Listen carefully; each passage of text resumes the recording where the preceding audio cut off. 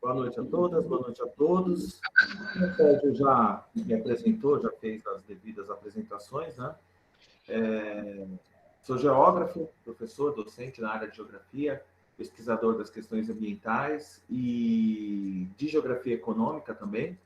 Então, o objetivo da nossa conversa de hoje é apresentar algumas ideias sobre os impactos na economia dessa pandemia mundial, né, que é a Covid-19, causada pelo novo coronavírus, e algumas reflexões sobre as possibilidades que se descortinam aí para a gente, né?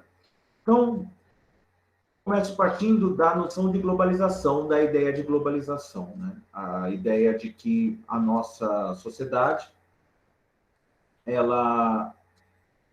nós vivemos nessa fase do capitalismo que o professor Milton Santos, economistas e outros chamam aí da fase da globalização.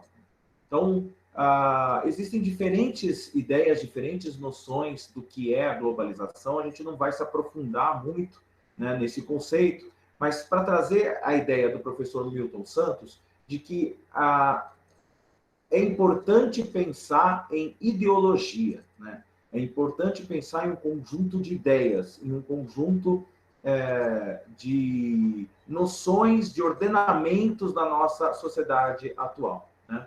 Então, peguei aí uma frase, uma citação do professor Milton Santos, em que ele vai dizer que a insistência sobre o papel da ideologia deriva da convicção de que, diante dos mesmos materiais atualmente existentes, tanto é possível continuar a fazer do planeta um inferno, conforme no Brasil estamos assistindo, como também é viável realizar o seu contrário. O professor Milton Santos está escrevendo isso na virada do século XX para o século XXI. Né? Já faz 20 anos que o professor Milton Santos publica esse texto, né? E ele já está falando do Brasil um inferno há 20 anos atrás. Então, a ideia de que não é necessário que seja assim, né? Não precisa, a gente não precisa viver nesse inferno, né, que o professor Milton Santos também aí coloca. Existem outras possibilidades. E aí, quando ele vai falar de globalização, ele divide a globalização em 3 leituras possíveis. É possível que nós façamos uma leitura da economia atual, da sociedade atual, do processo, do estágio atual da sociedade e do próprio processo de globalização de 3 formas, né? Que ele vai dizer que é possível que nós vejamos a globalização da forma como nos querem fazer ver, que ele vai dizer que é uma fábula. A globalização, tal como nos querem fazer ver, como os meios de comunicação muitas vezes pintam, como os governantes pintam, sobretudo como as grandes empresas pintam, é como se estivéssemos em uma grande aldeia global, onde as pessoas estão conectadas, e conectadas seja pela internet, seja pelo fluxo de mercadorias, né? Sempre eu fazia essa experiência, né, de perguntar para os meus alunos, adolescentes, quando lecionava no ensino médio, para eles olharem os tênis que eles estavam vestindo, calçando, e verificar de qual país, né, de onde que era a fabricação daquele tênis, né? E se encontravam os mais diversos países, sobretudo além aqui do Brasil, né, tênis fabricados aqui no nosso próprio país, mas países do Sudeste Asiático, né? Vietnã, Bangladesh, Singapura, entre outros ali, né? Por incrível que pareça, é raro encontrar um tênis fabricado na China. A China já há algum tempo vem fabricando produtos com um valor agregado mais alto, né? Cabe uma outra palestra, uma outra conversa sobre economia chinesa. Mas a globalização como fábula é essa, que fazem com que a gente acredite que está todo mundo integrado, todo mundo conectado. E nessa pandemia, né, que nós estamos passando, às vezes é aquilo que querem que a gente... querem passar essa imagem. Então, olha, tem um auxílio emergencial, você baixa o aplicativo da Caixa e solicita através do aplicativo, não tem que ir a nenhum lugar, não tem que ir a nenhum banco, nenhuma agência física, como se as pessoas todas tivessem esse acesso. Então, essa globalização como fábula, né, tem essa perspectiva, né? O professor Milton Santos vai falar da globalização como realidade, que ele vai chamar de uma grande fábrica de perversidades, de que o mundo, esse mundo globalizado, na verdade, é uma grande fábrica de perversidades, onde essas conexões ou essas interconexões entre as pessoas, elas não são iguais. Ao contrário, elas são profundamente desiguais. Então, nós observamos no mundo atual cada vez mais a construção de muros, barreiras físicas entre países, além das barreiras sociais, econômicas, barreiras étnico-raciais, enfim, uma série de outras barreiras que fazem com que o acesso aos benefícios, aos supostos benefícios dessa globalização, eles sejam também distribuídos de maneira bastante desigual. E o professor Milton Santos fala, por fim, de uma outra globalização. A globalização uma globalização possível, né? Em que, se utilizando dos meios técnicos, das ferramentas de comunicação, da tecnologia que existe atualmente, é possível que nós possamos utilizar essas ferramentas, essa tecnologia, de uma outra maneira. E é um pouco em cima disso, um pouco em cima dessa ideia, né, da globalização vista de três formas, como fábula, como realidade, que é esse mundo perverso no qual vivemos, e como uma possibilidade, como um sonho, como uma utopia possível, é um pouco em cima disso que eu vou falar da realidade atual e das questões que envolvem aí o coronavírus. Então, para quem assiste o Jornal Nacional, vocês devem ter acompanhando, nas últimas semanas, um quadro chamado Solidariedade SA, onde eles vêm mostrando aí os investimentos de milhões de reais, né? Vocês veem aí que o Grupo Carrefour investiu 15 milhões de reais na doação de alimentos. Essa outra empresa, a EDP, doou 10 milhões para o combate ao novo coronavírus na compra de respiradores, por exemplo, né? O Banco Safra doou 30 milhões, vejam só, 30 milhões de reais para hospitais públicos e filantrópicos, né? O Instituto Aço Brasil, que representa os produtores de aço do setor, investiu mais 73 milhões, né, de reais por meio de várias empresas. Então, as várias empresas representadas por esse instituto aí de aço investiram mais de 73 milhões. Então, há essa ideia, né, que querem, né, uma parte da mídia e setores, as próprias grandes empresas querem passar para a sociedade como um todo, de que vamos juntos vencer o coronavírus. E essas grandes empresas estão fazendo a parte delas, né? Essas grandes empresas, elas estão doando, né? O Itaú prometeu um repasse de 1 bilhão, né? Vejam só, 1 bilhão de reais, é um dinheiro absurdo, um dinheiro muito grande. Então, essa ideia de que a solidariedade entre todos, como se fôssemos todos iguais, e que cada um fazendo a sua parte, isso seria suficiente, seria aquilo que precisamos para sair dessa fase mais difícil, para sair aí dessa pandemia fortalecidos, né? Então, ações de voluntariado são cada vez mais incentivadas, né? Pedidos de doações, pedidos para engajamento em campanhas, muitas delas organizadas aí por grandes empresas, grandes fundações, grandes instituições que respeitam, que representam essas empresas, né? Aí eu peguei uma propaganda do governo do Distrito Federal, inclusive, né? Então, uma coisa do governo, uma coisa estatal. E aqui eu peguei do governo do Distrito Federal, mas poderia pegar de várias prefeituras, de municípios do Brasil inteiro, de governos de outras unidades da federação, de outros estados, fomentando essas ações de voluntariado, fomentando esse tipo de atitude, como se fosse essas atitudes que fossem nos salvar, então, dessa grande crise aí causada pela pandemia do coronavírus.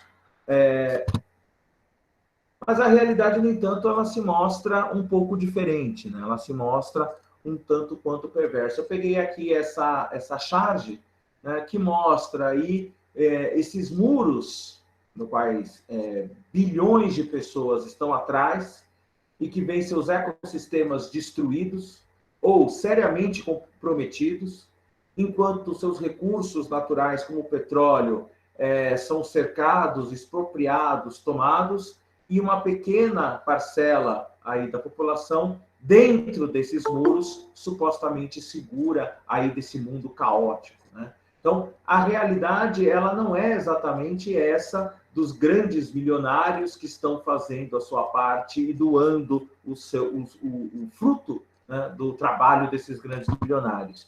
A realidade é que o Banco Santander, só nos 3 primeiros meses desse ano, de 2020, teve um lucro de 3 bilhões 853 milhões de reais. Isso em 3 meses. Então, quando a gente vê que o Itaú prometeu doar 1 bilhão, o Santander, por exemplo, a gente poderia pegar aqui vários bancos, empresas, né, os valores milionários que essas grandes empresas elas têm aí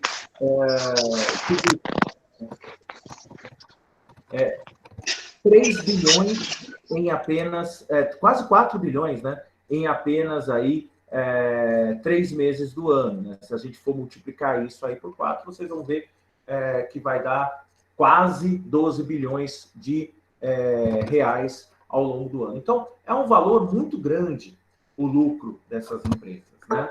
A gente vê também que a Ibovespa, que é o índice da Bolsa de Valores de São Paulo, isso é uma notícia de ontem, né, terça-feira, de que repetiu a segunda e disparou, a Bolsa disparou com o ministro da Economia, o Guedes, fortalecido no governo. E disparou porque a Bolsa teve essa alta?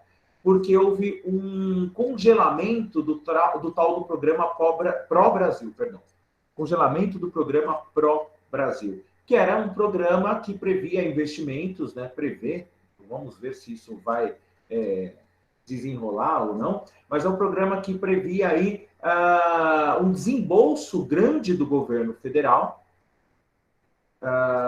em ações de mitigação dos impactos econômicos dessa pandemia. Então, além dos R$600 em 3 parcelas, né, que foram prometidos, tem muitos relatos de pessoas que tiveram benefício negado, enfim, mas para além dessas 3 parcelas de R$600 e outras ações como crédito, microcrédito, teria aí um outro valor, um outro aporte de bilhões de reais vindo do governo federal para ações de mitigação aí a essa pandemia. E nesse momento isso está meio congelado. E veja qual é a reação do mercado. Ótimo. A Bolsa de Valores dispara. O dólar teve ligeira queda. Então, quando o governo anuncia ou o mercado percebe que não vai gastar dinheiro com os pobres, aí a Bolsa de Valores... Então, essa lógica ela é extremamente perversa. Em um momento onde, como, por exemplo, nos Estados Unidos, cheques foram para o correio para milhões de americanos, aqui a gente observa um outro tipo de comportamento do governo e, evidentemente, do mercado.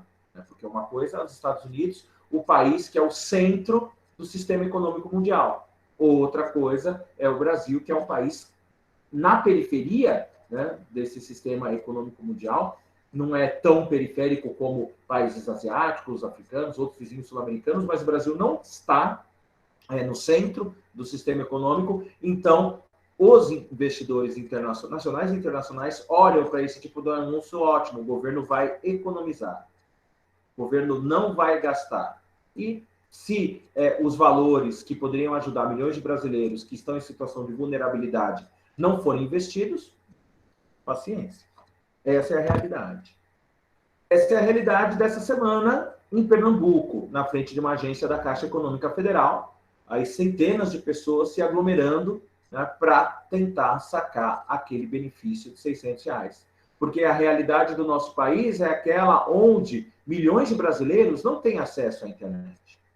Milhões de brasileiros, quando muito, têm acesso à internet através de um celular pré-pago, com um sinal de baixa qualidade, e não consegue utilizar o aplicativo, ou porque o sinal da internet onde moram é de baixa qualidade, ou porque não tem o dinheiro para colocar o crédito no celular pré-pago e ter acesso à internet. não são todas as cidades do Brasil, como a gente tem aqui em São Paulo, que tem lugares onde tem internet gratuita em algumas praças. E também não é, nesse momento, recomendável, né, sair das praças para utilizar a internet gratuita, mas muitas vezes é o que as pessoas têm.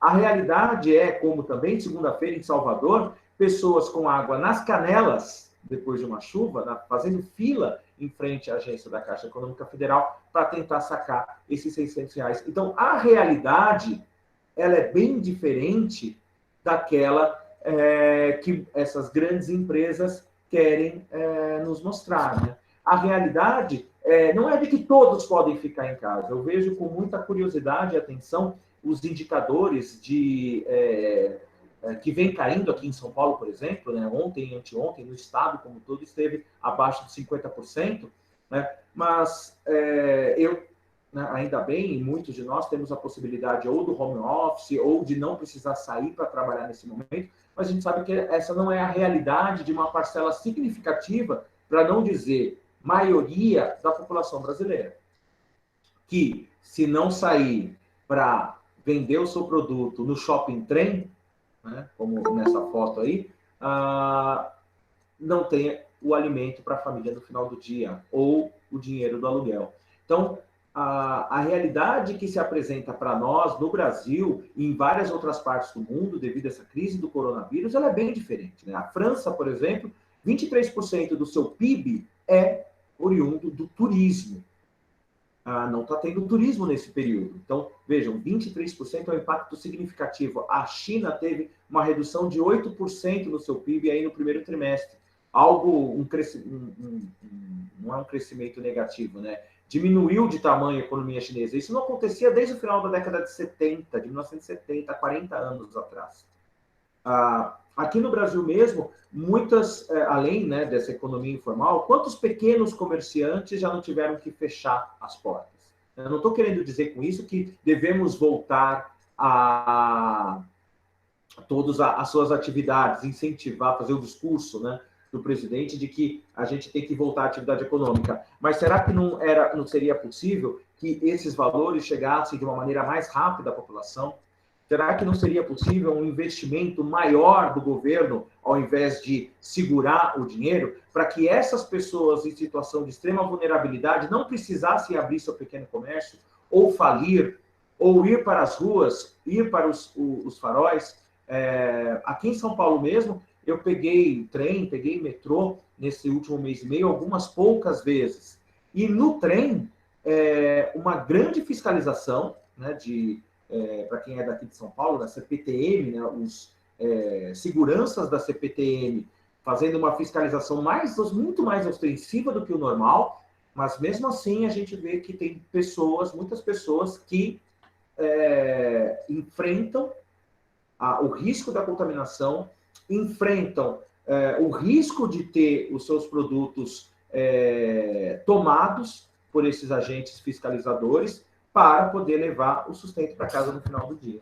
Então, isso que eu estou querendo chamar a atenção de vocês, né? Não é o discurso de que temos voltar à atividade, ao contrário, é o discurso de cadê a Seguridade Social?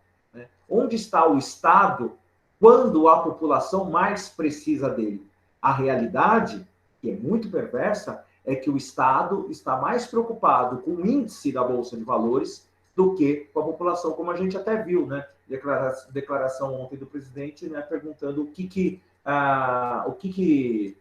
os jornalistas queriam que ele fizessem perante os mais de 5 mil mortos. Talvez governar o Brasil fosse uma alternativa interessante.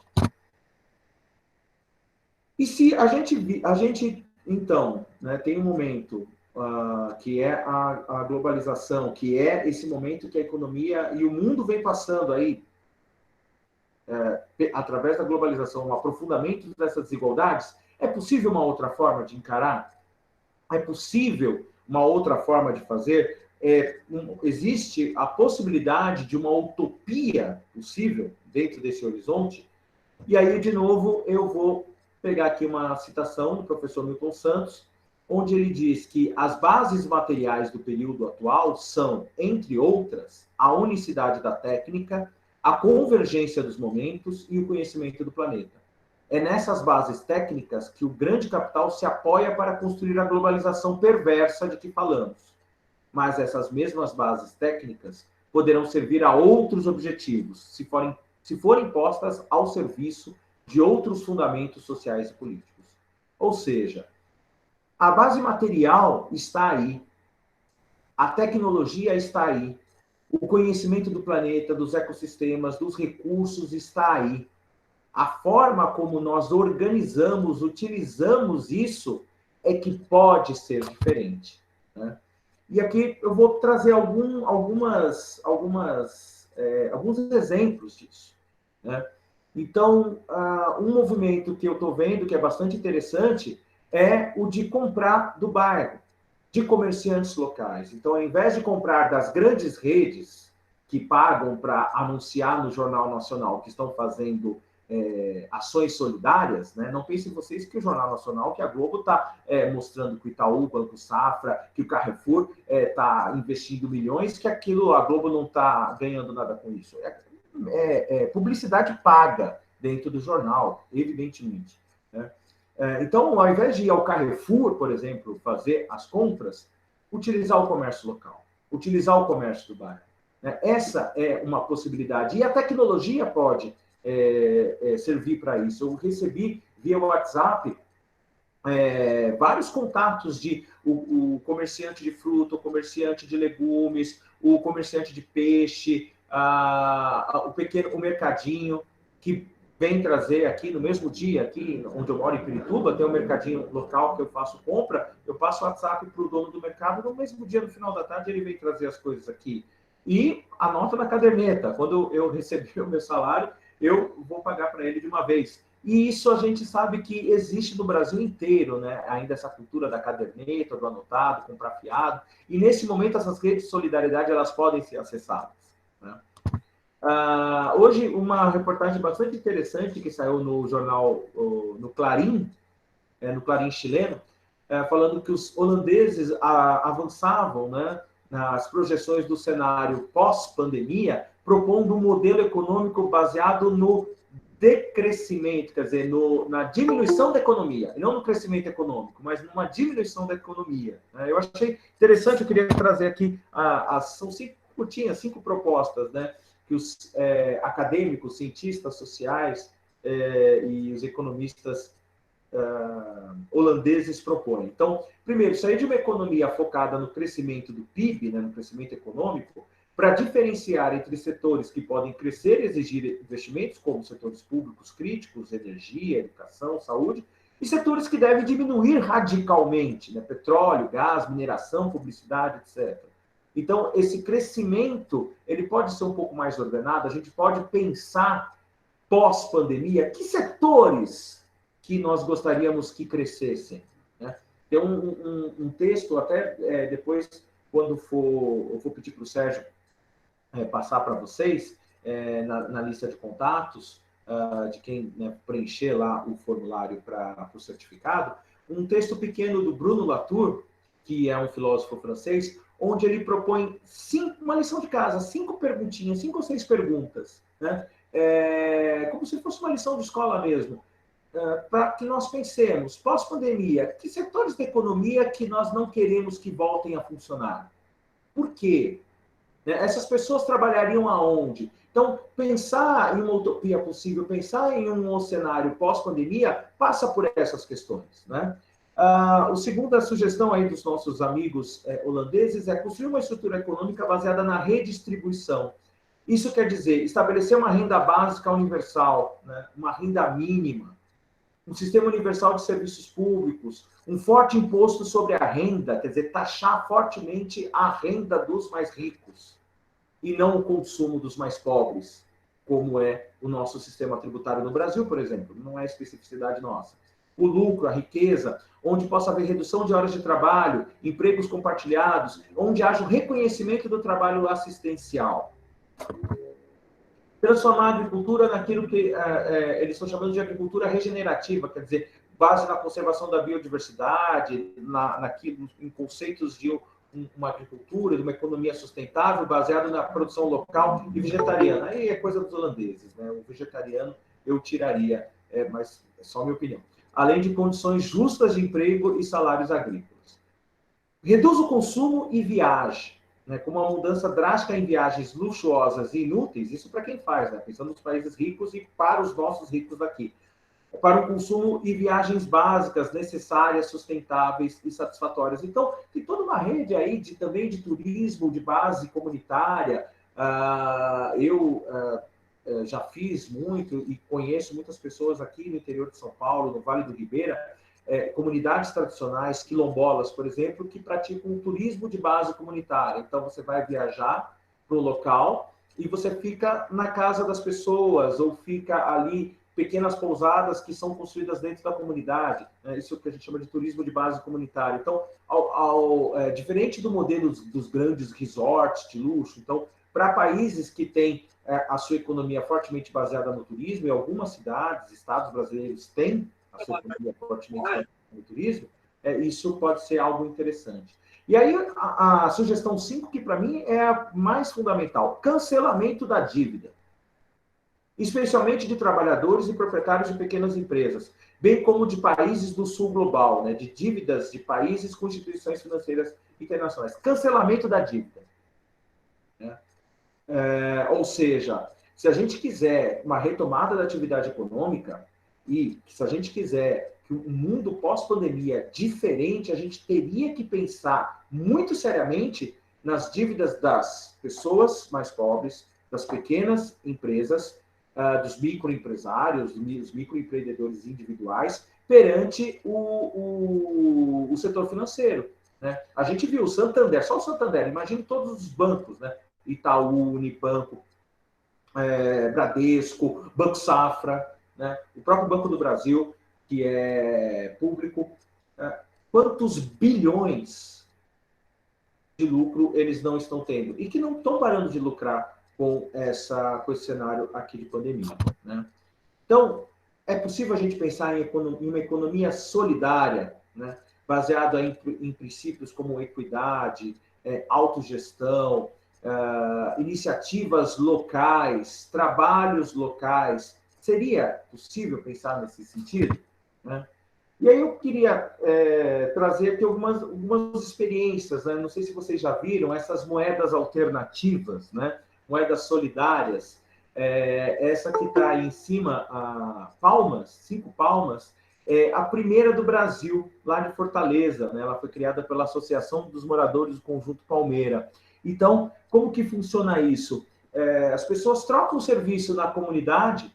Então, você tem a pessoa que conserta, faz uma instalação elétrica, um conserto elétrico, um conserto de um eletrodoméstico, ou faz uma instalação de um software no computador, ou faz um pequeno reparo de alvenaria numa casa, vende um produto muitas vezes, e aí, ao invés de ser pago com dinheiro, isso é pago com essa moeda alternativa que circula dentro da comunidade.